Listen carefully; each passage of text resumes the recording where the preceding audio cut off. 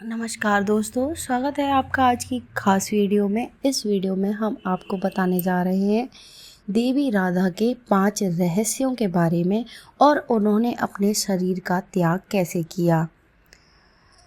राधा कृष्ण के प्रेम की मिसाल यूं ही पूरी दुनिया में नहीं दी जाती। बिना विवाह किए ही राधा जी कृष्ण को अपना स्वामी मानने लगी थीं, तो वहीं कृष्ण जी भी राधा रानी दिल से स्वीकार कर चुके थे। पुराणों में भगवान श्री कृष्ण को विष्णु जी का अवतार कहा जाता है, तो राधिका जी को लक्ष्मी का रूप माना जाता है। कृष्ण के बिना राधा अधूरी हैं, तो राधा के बिना कृष्ण। हर साल कान्हा जी के जन्मोत्सव के बाद भाद्र मास के शुक्ल पक्ष की अष्टमी पर राधा रानी का जन्मदिन मनाया जाता है। गर्ग संहिता में बताया गया है कि स्वयं ब्रह्मा जी ने धरती पर आकर राधा और कृष्ण जी का गंधर्व विवाह करवाया था। कृष्ण जी के पिता उन्हें अक्सर पास में स्थित भंडिर गांव में घुमाने ले जाते थे। वहीं उनकी मुलाकात राधा जी से हुई और दोनों के बीच मित्रता हो गई।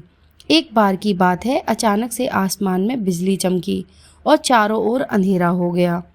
तब रोशनी की एक किरण से राधा रानी प्रकट हुई और ब्रह्मा जी भी धरती पर आ गए। भगवान कृष्ण भी अपने बाल रूप से किशोर रूप में आ गए। तब स्वयं ब्रह्मा जी ने सखियों की मौजूदगी में राधा और कृष्ण का गंधर्व विवाह करवाया था। विद्वानों के अनुसार महाभारत में राधा जी के बारे में कुछ भी नहीं बताया गया है। वहीं भागवत पुराण भी उनके बारे में कुछ नहीं कहती। राधा रानी के बारे में पद्म पुराण और ब्रह्म वैवर्त पुराण में बताया गया है। इसके अनुसार राधा का जन्म बरसाने में वृषभानु नामक गोप के घर में हुआ था। वहीं कुछ का मानना है कि राधा का जन्म यमुना के निकट स्थित रावल ग्राम में हुआ था। रिश्ते में राधा जी कृष्ण की मामी हो गई थीं। दरअसल उनका विवाह कृष्ण की यशोदा माता के भाई रायाड़ से हुआ था।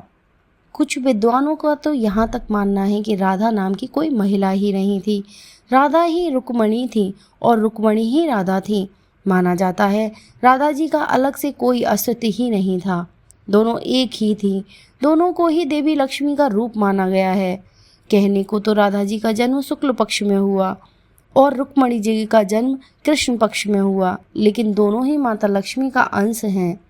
इस कारण दोनों को एक माना जाता है। राधा और कृष्ण एक दूसरे से प्रेम करने लगे थे। जब यह बात राधा जी के घर वालों को पता चली तो उन्होंने राधा जी को कैद कर लिया। यह जानकर कृष्ण जी तुरंत उन्हें कैद से छुड़ाकर यशोदा मैया के पास ले गए। यशोदा मैया ने उन्हें बहुत समझाया और बताया कि ऐसा करना सही नहीं है। उन्होंने कहा, लल्ला, मैं तेरी विवाह किसी और से करा दूंगी। कृष्ण जी जिद पे अड़े रहे तो राधा जी उन्हें ऋषि गर्ग के पास ले गईं। तब उन्होंने कान्हा को समझाया कि उनका जन्म इस विवाह के लिए नहीं बल्कि अन्य महान उद्देश्यों के लिए हुआ है। तभी उन्हें मथुरा से बुलावा आ गया तो वह राधा जी से वापस लौटने का वादा करके मथुरा चले गए। फिर वह कभी नहीं लौटे।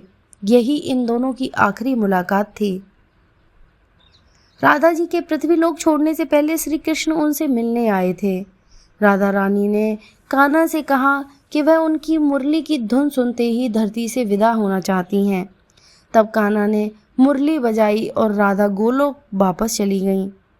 कहते हैं श्री कृष्ण अपनी प्रेमिका की मृत्यु को बर्दाश्त नहीं कर सके और उन्होंने बांसुरी तोड़कर झाड़ी में फेंक दी। उसके बाद कृष्ण ने जीवन में कभी बांसुरी नहीं बजाई। आज की वीडियो में इतना ही दोस्तों। वीडियो पसंद आया हो तो लाइक करें, शेयर करें। चैनल में नए हैं तो चैनल को सब्सक्राइब ज़रूर करें। धन्यवाद।